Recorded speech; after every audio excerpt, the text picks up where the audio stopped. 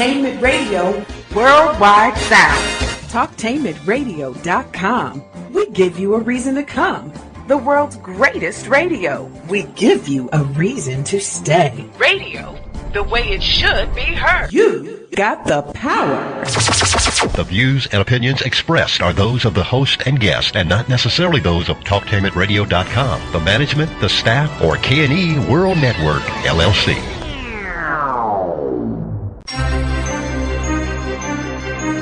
This is The Compensatory Concept with Mr. Neely Fuller, heard exclusively on TalkTainmentRadio.com, the world's greatest radio. Radio, the way it should be heard. And now, Mr. Neely Fuller. If you do not understand white supremacy, which is racism, what it is and how it works, everything else that you understand will only confuse you.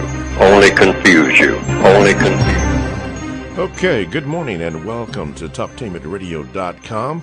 We go where you go, the world's greatest radio. And you are in touch with The Compensatory Concept.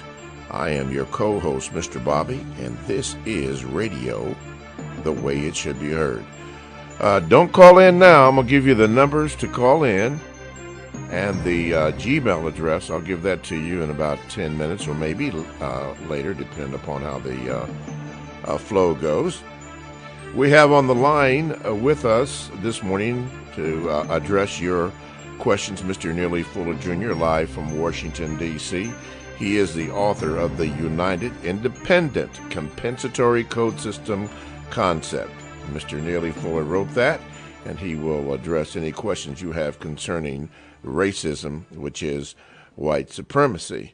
And before we move on, let's say good morning to Mr. Fuller. Mr. Fuller, good morning, and how are you this morning? Good morning, and I'm still learning. All righty, you are still learning. Good. As I said, he authored the book, The United Independent Compensatory Code System Concept, which is a textbook workbook for thought, speech, and or action for victims of racism, which is white supremacy. Now, I have my copy right here in front of me, just in case someone has a question and knows the book, rather knows the page. I can look that up, or something to that matter. We can address it right there because we have the book and then we have the man who wrote the book. Now, you need a copy of this book to help you, and you can get a copy by going to producejustice.com. That is producejustice.com, and what will appear on the screen will be all the information that you need to obtain your copy of this great work. And also, for an additional fee, there is a word guide, which I usually have Mr. Fuller at some point in the program go over and explain what this is. This is for an additional fee. You can also purchase that going to producejustice.com. And speaking of producing, if you would like to help us to produce this show for an additional hour, you can by going to K&E World Network. That is the letter K and then the letter E, World Network, Post Office Box 6184. That is in Columbus, Ohio, 43206. Now, we will accept a money order or a bank check, but no personal checks will be accepted. We will also email you your receipt, and all donations are final. And the purpose of this is to extend the compensatory concept for an additional hour, making it a 2-hour program. And then our goal is to cover 1 year's worth of programming. So we'd like to thank those who have donated. Sonny and Lisa in Charlotte, North Carolina, we do thank you for your contributions. And then I understand we've got some contributions from those overseas. We appreciate that. John from Thompson, Georgia, we appreciate that. And Tom and Kathy, which we said last week, but to make mention again in Paris, France. So thank you for all your donations. And lastly, listen, Talktainment Radio has a new carrier. Now, listeners may have some difficulty receiving the program if their Flash player is not updated. So you need to update your Flash player. And I understand that will solve the problem. Okay. Mr. Fuller is on the line. Mr. Fuller, we open up the program. What would be your opening statement that you would like to make this morning? I would just like to briefly mention that in thoughts of Dr. Martin Luther King, his last book, to my recollection, I think his last book was entitled, Where Do We Go From Here? And that was prior to his assassination in 1968. So, in thinking about that, since that was his last book, where do we go from here? Go from here, where, and what do we do when we get where we are going, and what would it look like? I imagine all problems, like I've said on this program, can be solved through the process of questions and answers. So that was a question that Dr. Martin Luther King put out there. Where do we go from here? From the standpoint of where he was at that particular time. And you can just ask a number of other questions after you get that answer, where we are going, and what would it look like when we got there, and what would we be doing? What would we be doing? We, meaning whomever he was addressing, presumably meaning the victims of racism, or all of us, or everybody who is on the planet. What would it look like when we arrive where we are going? And what would we be doing? We, meaning everybody on the planet. What would we be doing once we arrived at wherever we are? And so I was thinking within that context about the terms white culture and black culture, because we're building, someone is building a museum now, African American Museum of History and Culture, et cetera, here in Washington, D.C. And so what exactly is, getting to the question thing again, what exactly is white culture? And then all the questions that would come from that. First of all, what is it? And then what exactly is black culture? And then you have questions that would flow from that. And then I was thinking of the questions. Two questions. Is black culture inferior to white culture? That's once you establish what white culture is. And once you establish what black culture is. First of all, dealing with the word culture. What do you mean by culture? So I concluded culture is whatever you're doing at the time that you're doing it. That's all any culture is. If you're just walking down the sidewalk, that's your culture. If you're catching a bus, you have a bus culture. That's what you're doing. You're getting on the bus. When you get off the bus, you become a pedestrian. You no longer have a bus culture. You are a pedestrian. You're walking down the sidewalk now, and they call that a pedestrian. So therefore, you are walking down the sidewalk, and that is your culture. Why? Because that's what you're doing. If you're participating in a drive-by shooting, that's your culture. If you're a black person doing it, that is black culture at the time that black person is doing it. Why? Because it's a black person that's participating in the drive-by shooting. That's the culture. Unless somebody can inform me of what exactly is black culture, what exactly is white culture, and what is it all supposed to mean when you start talking about anybody's culture anyway. Otherwise, why have museums about it? Why even talk about it if nobody knows what anybody's talking about or what for or what is supposed to be produced? These are the thoughts that are on my mind.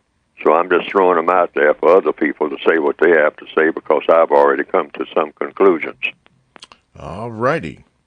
That was the opening statement that Mr. Fuller has mentioned. You can comment on that, or we can address your questions or concerns, and you can do that by calling 1-877-932-9766, or you can Gmail me at 7MrBobby@gmail.com. culturewhite.com, and we will try to get your question on. I don't think that we will get your today's question on because we have to throw the questions in what we call the question rotation. Before we go to the questions by email, let's go to line number one. You are first up with Mr. Neely Fuller Jr. What is your question? All right. Good morning, Mr. Bobby and Mr. Fuller. Morning. Yes. Say, look, Mr. Fuller, I just got two things I want to go just real quick. They'll be quick. Mr. Fuller, when you say don't call a white person a racist unless you can prove it.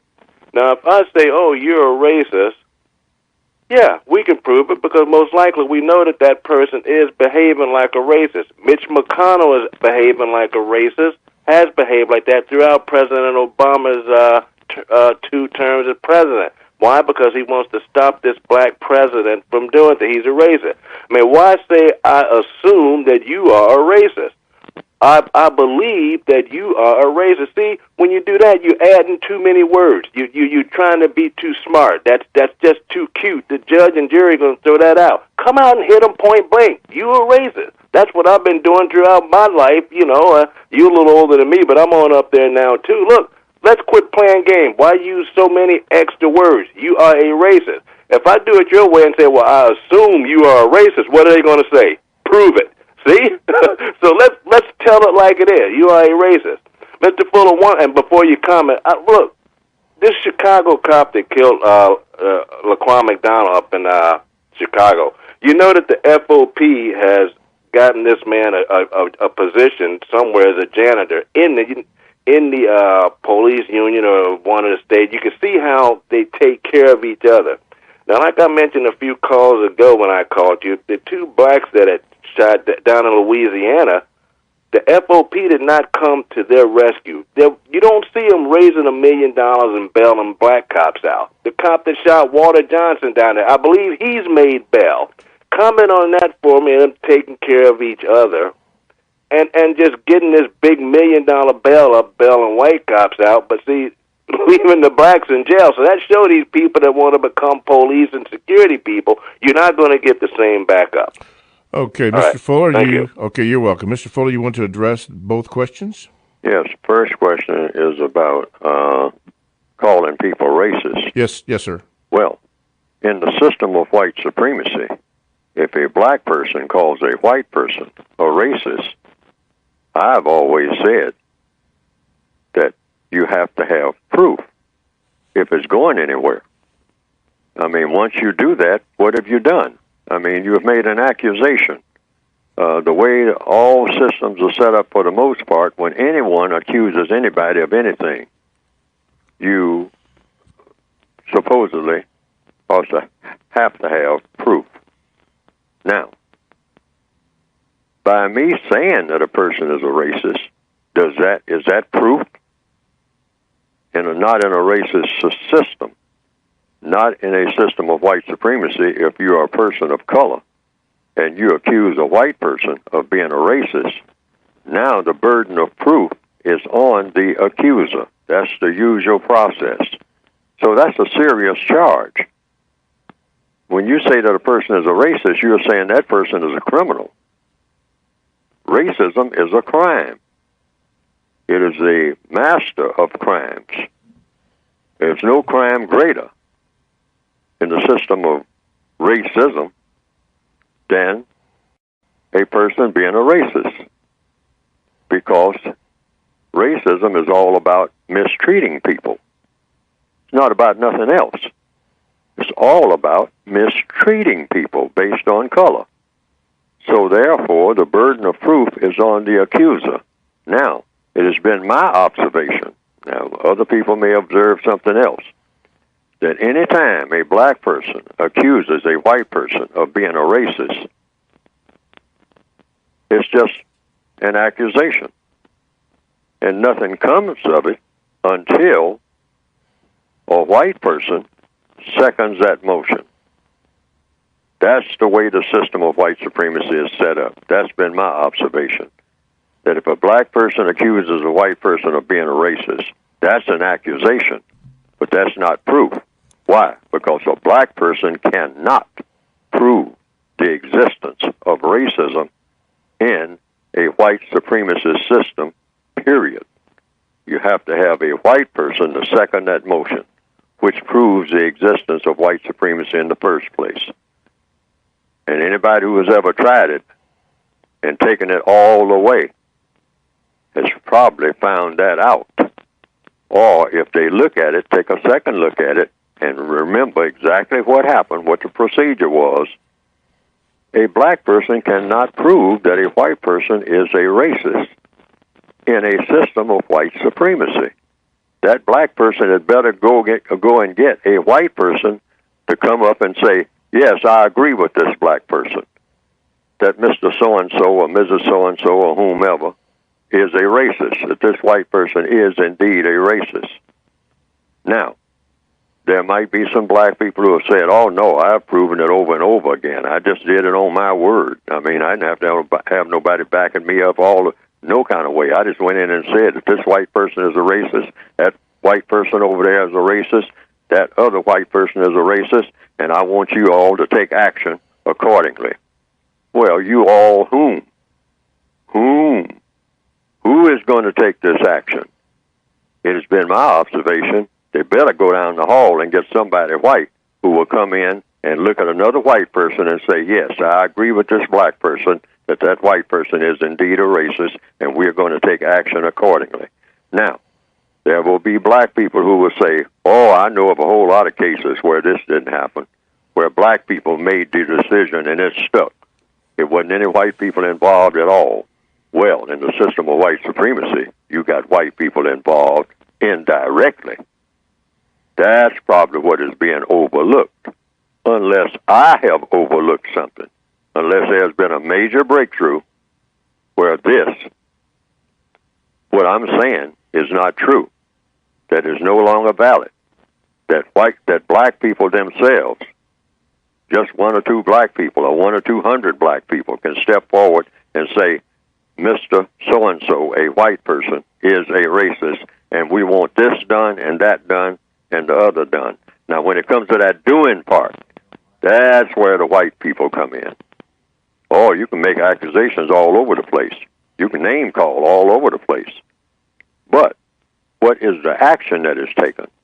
The action has to be taken directly or indirectly by somebody white, even if it's done just by something that a white person wrote many years prior to that, saying that when a white person does this and does that and does the other, then you can take that action. But it has to be authorized, to the best of my knowledge, by a person who is white. And I hope I made my point. Okay, and the second part of his question about the justice in the FOP of Chicago, I guess somebody got, the white person who killed Laquan got rewarded, and some black police officers down in another part of the country didn't. What about that? You want to address that quickly? Absolutely. I mean, it's just the same thing that I'm saying now.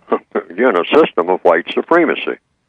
In a system of white supremacy, it is the white people who make the final decisions about anything that has to do with their subjects. The white supremacists make the determination. And who are the subjects? They're victims. Who are the victims? The non-white people of this planet. They have no voice in a prison system that is founded and rooted in, and all the operations are racist. All of them, in all 9 areas of activity: economics, education, entertainment, labor, law, politics, religion, sex, and war. The white supremacists dominate anybody who has color in his or her skin in all of these areas of activity. And that's why these law enforcement officers, if the white supremacists want them to get protection, if they want them to get representation of whatever that is that they want, they have to ask the white supremacists. That's what white supremacy means. It's not a part-time thing. It's full-time. So it's do as I say, boy. All the time. Not some of the time, all the time. There are no exceptions to that. And that's everywhere on the planet. No exceptions, not one. Mm-hmm. Like it or not, that's the way it is. Listen, Talktainment Radio is a 24/7 no-charge worldwide broadcasting facility that have hosts delivering on various topics such as news, lifestyle, sports, health, wellness, religion, and politics. Now, here's one that I would like to share with you very briefly. It's called the Classic Theater. It consists of radio, theater, drama, and comedy performed before a theater audience, heard daily and exclusively on TalkTainmentRadio.com. So catch us on the stream, and you can hear some classic theater right here on TalkTainmentRadio.com. That's radio the way it should be heard. This is the Compensatory Concept with Mr. Neely Fuller Jr. I am your co-host, Mr. Bobby, and this is radio the way it should be heard. You can call the show by calling 1-877-932-9766, or you could Gmail me at 7mrbobby@gmail.com. Let's go to line number 2. You are now on with Mr. Neely Fuller Jr. What is your question? All right. Good morning, Mr. Fuller and Mr. Bobby. All right. I have a question. I'm part of a group of people, men and women. We meet once a week, and we had a business meeting this past week. A person wanted to change the script in the business that we use. She wanted to eliminate male and female. She wanted gender-neutral language. What came to my mind was, this person wants gender confusion and sexual confusion. So I voted against it, but other people were in favor of it. And I was reluctant to voice my opinions why I'm against it, because I didn't want to seem homophobic or a bigot. She won, so we're going to change to gender-neutral language. I just wonder what Mr. Fuller would say on how to proceed. She claims that she was being mistreated, I guess.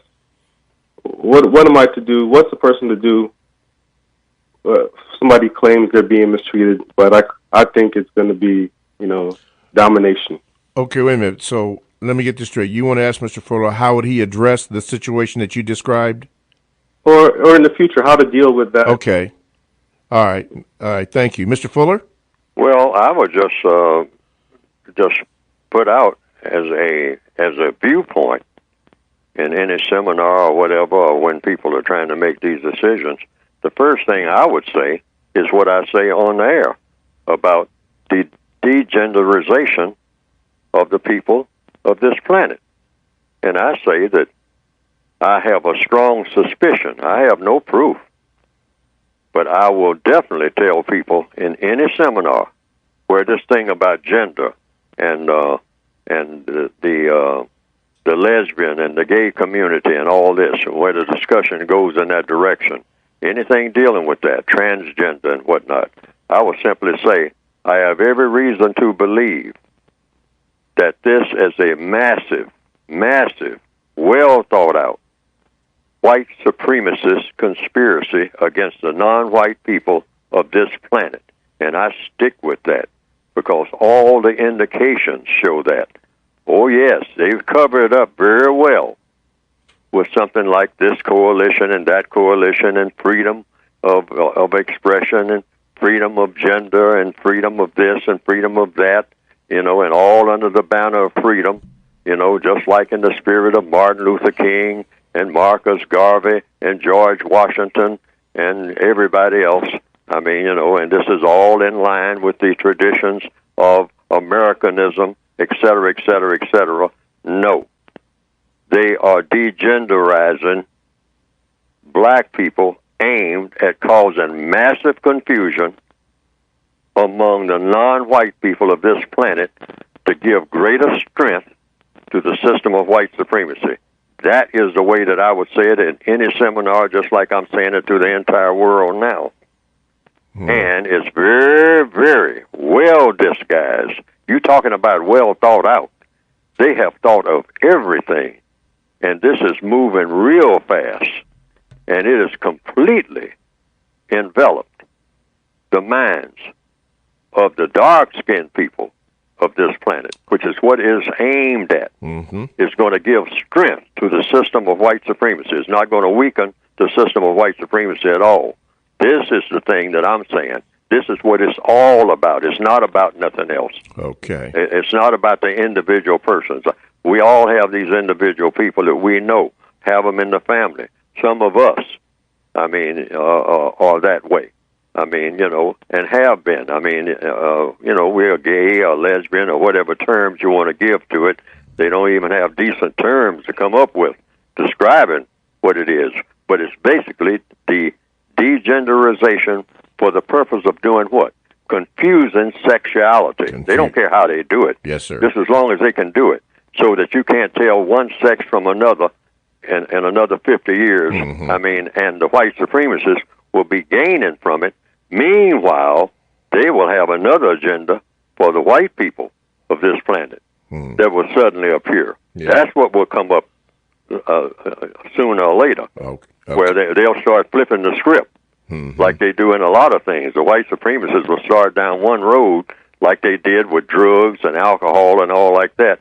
They'll do a lot of it themselves, and then at a certain point, they'll start pulling back and say, oh, well, now let's do some modifications here. We might have rushed to judgment. See what I mean? Yes, sir. And then, you know, and so, you know, just like they're doing with marijuana and all this other type of thing. I mean, it's illegal, you know, and you put a whole bunch of black people in jail and get records for it and all like that. Then all of a sudden, oops, well, no, we got to rethink this.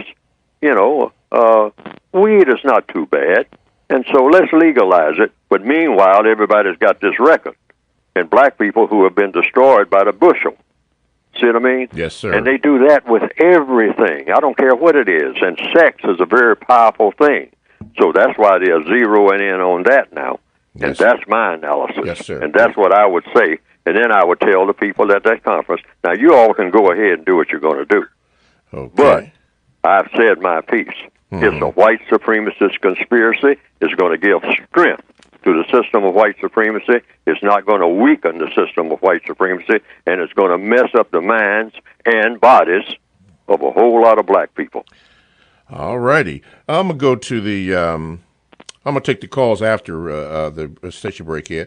Going to Mirto, brother from the so-called French Guiana. He said, Mr. Fuller, how and why, I'm reading his words, is the practice of the system of white supremacy, racism, to be blamed for the terrorist environment, which is in a place all over the whole world and is related to what has happened recently in what is so-called Belgium? Thank you. Oh, well, anytime the white supremacists are involved in anything, I just keep saying it like a broken record because it's true until proven otherwise. I mean, you know, unilaterally proven otherwise. If a white supremacist has anything to do with it and they make sure that they have everything to do with anything that people who have color in their skin may or may not be doing. And so, therefore, you just look at that, and you just say business as usual. And you say, are any people of color involved, either directly or indirectly? And if you just find a few, or usually it's a great number if there's any kind of strife going on, any kind of poverty, any kind of hunger, any kind of mass killing going on, you better believe it's going to be a lot of black people or people of color who are involved and taking the brunt of it. So when you look at it that way, you just simply say, oh, it's just the usual suspects.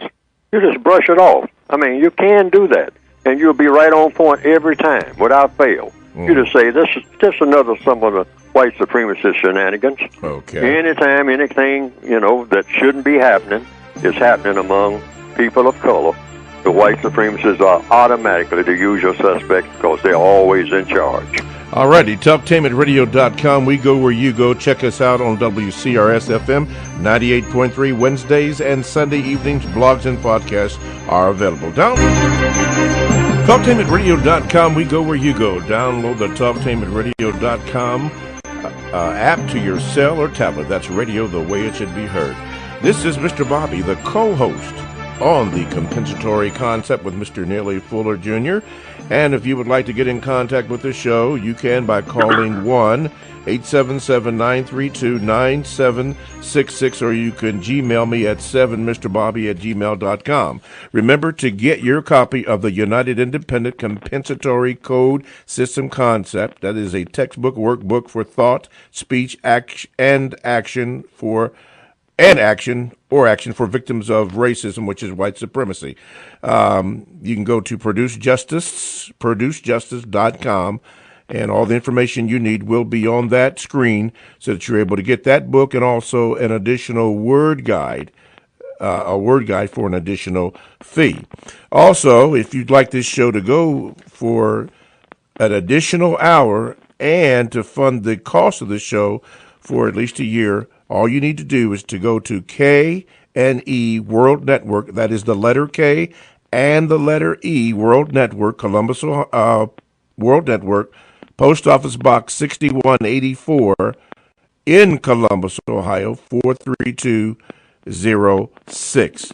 And give us a money order or a bank check, no personal checks, and then we will email you your receipt. And, again, and our purpose is to extend the compensatory concept for, and also an additional hour, making it a 2-hour program. Excuse the frog in my throat here. Before I go to, let me go to the phone lines. You are now on with Mr. Neely Fuller Jr. What is your question? Good morning, Mr. Fuller and Mr. Bobby. I have one question. Okay. That when conversing with the racist suspect,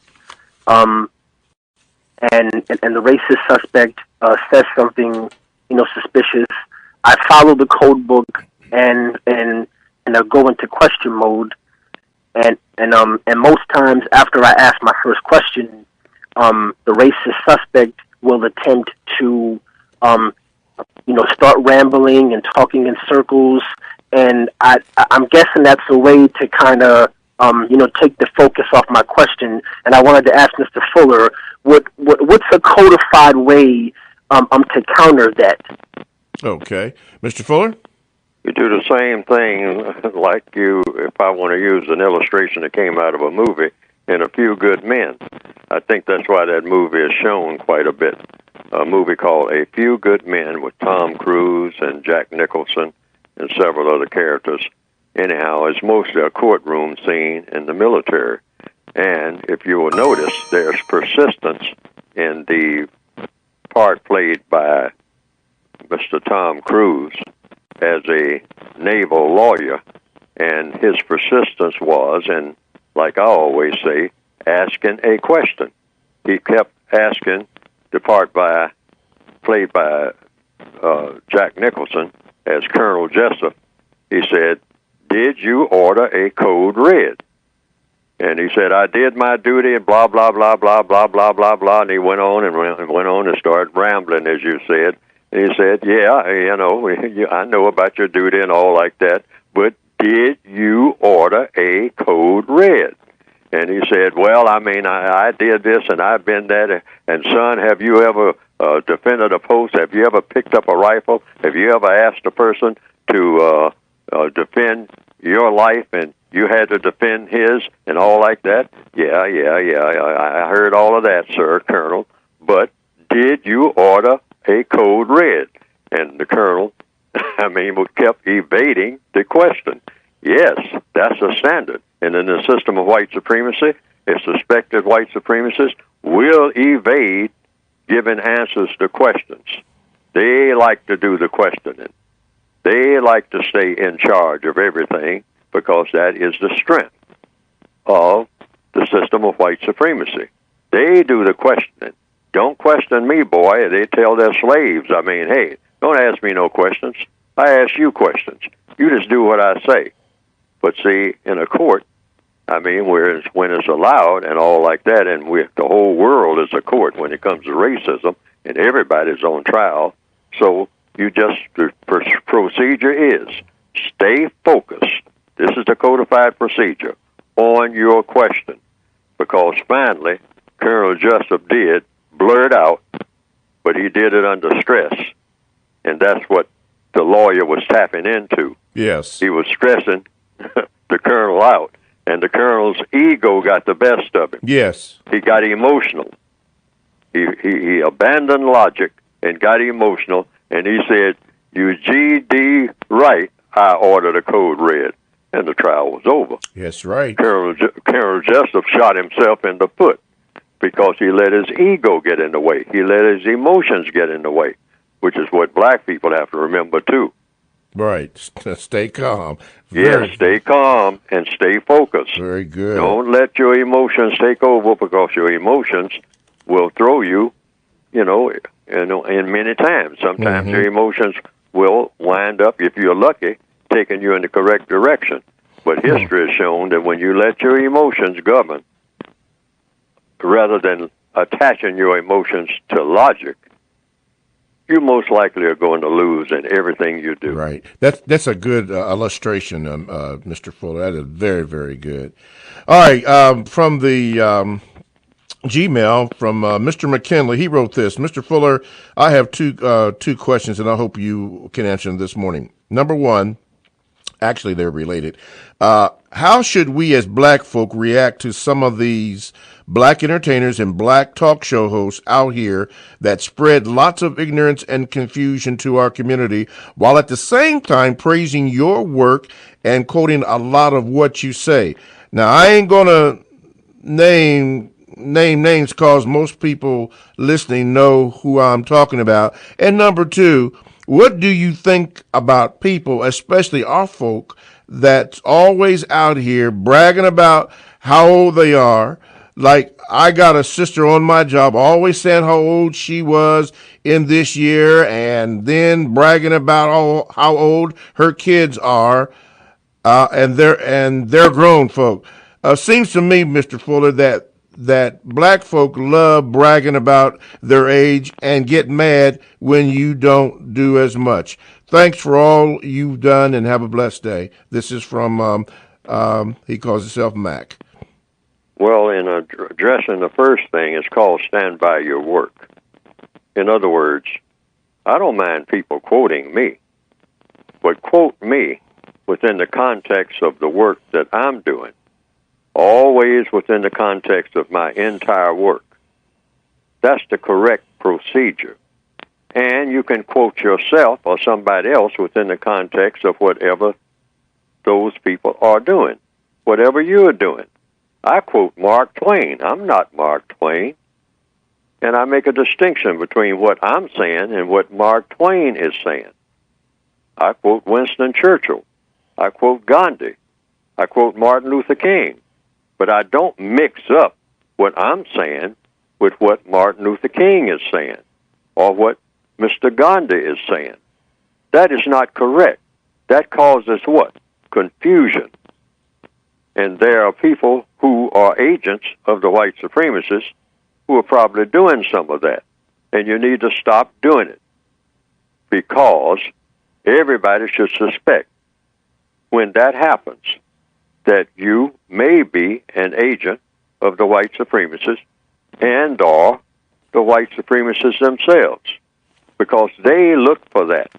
They look for any way that they can cause what? Confusion. Mm-hmm. And when you don't distinguish between what one person is doing and what another person is doing or saying, you are causing confusion.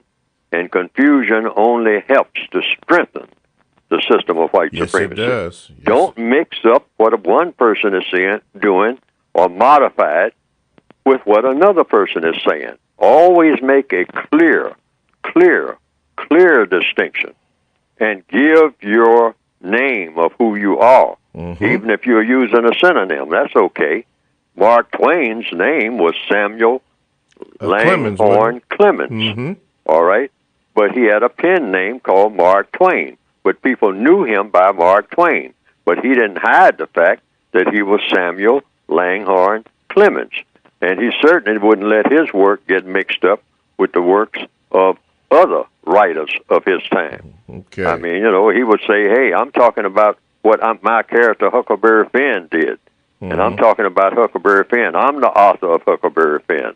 I mean, nobody else is the author of Huckleberry Finn. He stood by his work. He stood by his work.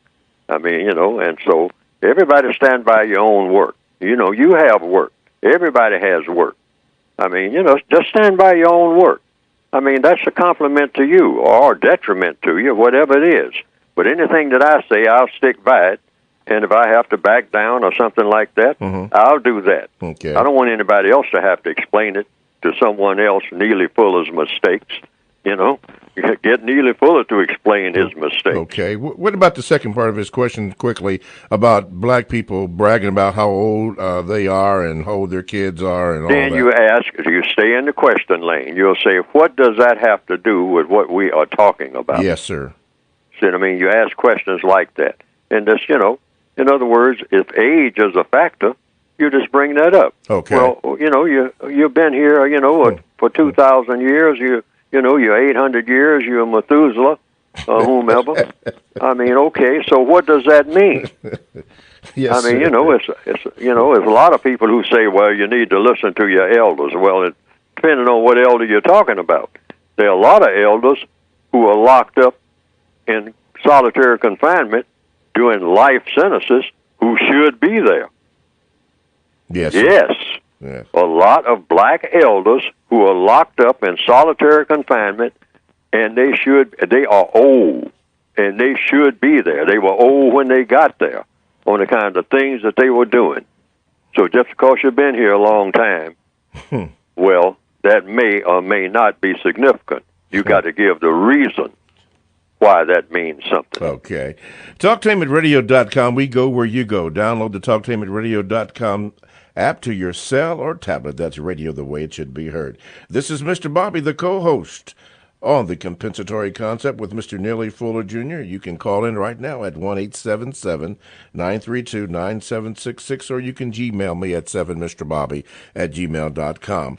From the Gmail, Tanya wrote this: Mr. Fuller, I got angry because two white men were making smart remarks about me, and I yelled global white supremacy loud enough for them to know that I know. Sometimes I'd like to rub it in their faces. Did I open a can of worms in doing that? Sometimes I feel like I want to rebel. I'm really tired of the silence and ignorance of blacks around me because it's like they're in space or something. Why won't they do something? That came from Tanya. It depends on what the reaction is. Did you get the reaction that you were seeking to get? That's a part of the code. When you make a move, just like on a chessboard, a checkerboard, or a card game, or on a battlefield, which is where we are, always anticipate what the reaction is going to be. And it's going to be in one of two categories. It's going to have a constructive effect or non-constructive effect. It's either going to work for you or against you. Now, you determine that before you make your move, just like making any move, just like moving from one town to another or one job to another. It's either going to have a constructive effect or a non-constructive effect. So when you say anything, always stop and think. Now, when I say this, is it going to have the effect that's going to work for me or for others who are in need of something working for them? Or is it going to have the opposite effect? And this is how you make every move all the time, each and every day, wherever you are on this planet. And that applies to everybody on the planet. Okay. Because every move you make is going to be in one of two categories. It's not going to be an in-between, constructive or non-constructive. Yes, sir. So, like you said in the previous question, don't lose your cool either. Always stop and think. Yes, sir. See, the title of the book, Thoughts, Then Speak, Then Act. Yes. And speech is a form of action, too. Yes, sir. See, so therefore, but you want to, first of all, do some thinking. Now, what is the best way for me to approach what's going on right here now? What's the best thing for me to say? In other words, whatever you say should be said in such a way that no one in the future of the entire planet will ever be able to say it better. That should be your goal. Okay. Got a question from L.A. He says this. In analyzing Mr. Fuller's premise of black people being born prisoners of war in the system of racism, white supremacy, which inherently is a position of defense, I am confronted with a question. Is it logical to think POWs can effectively mount and or conduct a counter-racist strategy without the use of deception at any time to ultimately produce justice?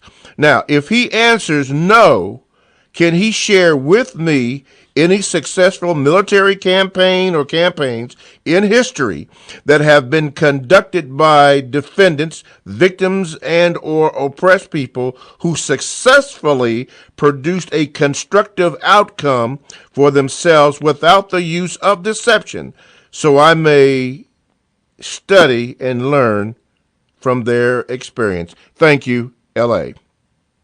Well, I have found from my experiences and observations, and I've written about it, the white supremacists use falsehood as their strength.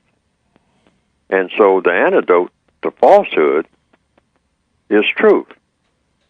So I don't know what you would call. Would you say that truth is deceiving? But I wouldn't think so. Truth is truth, that which is. So the white supremacists make things look like something that they are not, like they do in all areas of activity: economics, education, religion, sex. They always make things look like something that is not. Okay? They believe in disguises. So when you rip off the disguise and expose them for what they are doing, well, that is not being deceptive. That's just ripping off the disguise. And you do that with truth. So I'm saying the white supremacists, they can't stand truth. And every time you use it, they scatter. I mean, they weaken. They're weakening. I mean, they don't want you to come there with that. Don't come to the table with that. Because that spreads real quick. And it snuffs out falsehood. It's something about the strength of truth. So maybe some tactical thing. I mean, by you will cause them to trip over their own deception. Maybe, yes, that use of deception is correct, because by using the truth, revealing that which is, you are causing their deception to trip themselves up. So within that context, you might say, yes, you're deceiving them, but you're deceiving them by you show up with the truth when they're fooling everybody, and you come and pull the wraps off or whatever it is they're covering up, and just show it to everybody and say, hey, here's the real thing. They got this thing covered up that they're handing you, but, they're giving you the Indians, this cloth called blankets, but it's full of disease. So when you show up and say, hey, the blankets are full of germs, folks, and that's why you're having these problems with these blankets that they keep giving you. It's got all this disease in it, because that's an actual thing that the white supremacists did to a lot of the Indians, yes, according to their own history. Yes. They gave them blankets that were full of diseases. So when somebody came up, I guess, at some point, and say, all this disease is being spread among your children and covering up for the winter and all like that, it's coming from the blankets that they're giving us. Well, now, what you did was uncover their deception. Mm-hmm. All right? So, did you use deception in doing that? Well, no, I don't think you can call it that. They just revealed the truth. Yes, sir. That's what you need. Yes, sir. Okay, we got another question from the Gmail line from Nas from D.C. He says this. Hello, Mr. Fuller, Mr. Bobby. What do you think of the movement some black men are doing, which is being clean cut and dressing in a suit every day as to not attract attention from the cops? Do you think that is something black men should do that is constructive? He says, I have dreadlocks, some facial hair, and don't wear a suit, but never dress in ghetto pants sagging to the ground type of way, more casual. Do you think my style of dress and hair can bring negative attention to me from race soldiers or white supremacists, or does it not matter what I wear? Thank you for answering my question. Nas from D.C. It depends on how the white supremacists view you. It depends on what it is, and there's no telling what that might be. Sometimes a white supremacist might say, well, yeah, I want a black person to come in here with his pants down around his ankles. What? You know? I mean, a white supremacist may say that. Wow, okay. All right. So, you know, and they might say that's a requirement for being hired. Now, I don't think so. Yeah. But yeah. but I think that, you know, that somebody might say that. They might say, hey, we want you black people to keep up that type of image. That image serves my purpose. Okay. All right? I got you. Okay. But then on the other hand, the white supremacists may say, you come in here with those dreadlocks, and you're being out of here. Not only that, anybody that calls in here with a name like Kamani, with a name like Keisha or Tisha, they ain't getting this job. End of story. I ain't going to tell you that, but you ain't getting a job. You'll know that. Okay. Okay. What about with a suit and tie? That just goes to prove the awesome power that they have. Right. See, we call that a part of our culture, but the white supremacist says, my culture trumps your culture any day of the week. And don't you ever forget it, boys and girls. So does it matter if the person comes in as he is not described in a suit and tie, clean shaven, or a lady with a dress or skirt, not looking quote unquote whatever ghetto is? Does that matter to them? To the white supremacists? You have to ask them. It depends on the white supremacists. The white supremacists are very temperamental in what they do, but they're always thinking in terms of retaining their power and expressing their power over you.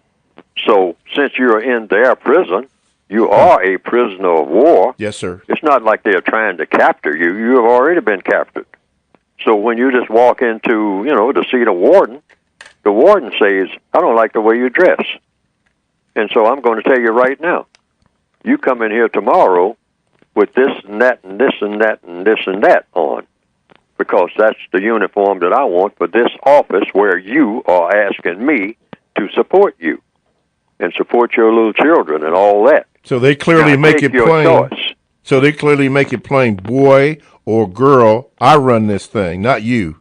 That's what white supremacy means. Black people keep trying to deny the existence, at the same time saying that they are very dissatisfied with what's happening to them. And what's happening to us, all of us, is because the white supremacists determine what happens to all of us. We can't keep lying to ourselves. Mm-hmm. That's the worst thing that we can do. Stop acting like we have power that we don't have. Get some power. That's the way to get power, to know that you don't have it. Wait a minute. To know that you don't have it is the way to get power. Absolutely. Why do you say that? It's very simple. When you go, I often say, when you go to school, what are you admitting? You're admitting that you're ignorant. Okay. Black people have a problem admitting our ignorance, and therefore we never learn anything. The white supremacists want to learn everything. They don't have no problem admitting ignorance. Wow. Well, I hear the music, so you know what that means. Yes. That's one of the reasons why we need to go to that second hour, so we can address that. Anyway, thank you, Mr. Fuller, and thank you, callers, for calling in. TalkTainmentRadio.com, the world.